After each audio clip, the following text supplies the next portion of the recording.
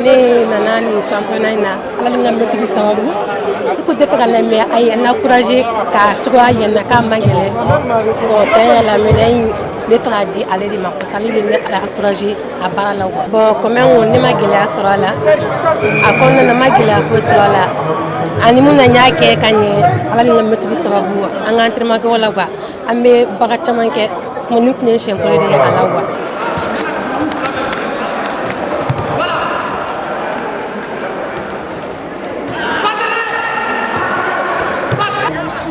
Je suis Sidibé, je suis le coach de l'équipe nationale karaté, les représentants de Sambo Mali. Alhamdulillah, la yini min tun b'anw na, an ye fɛn sɔrɔ min ka bon n'o ye parce que la yini tun ye mun ye an ka jamana ɲɛmɔgɔw bɛ se k'a lakodɔn cogo min na sinon k'an kɛ fédération ye bon je crois que min kumana ministre tɛ sa mais a kumana ni ministre tɔgɔ ye donc o danaya kama an b'a fɔ laɲini sabatila. Donc laɲini wɛrɛ min nana n'an tun ma min laɲini yɛrɛ n'o bonya ni laɲini bɛɛ ye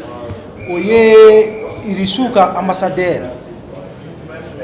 Bamako yan ni nɔ Mali la yan nɔ a ye mun de fɔ bi a nana a yɛrɛ déplacera ka na sɔgɔmada in na a ko Sambo in de bɛna kɛ sababu ye c'est à dire jɛɲɔgɔnya min bɛ Mali ni Irisi la cɛ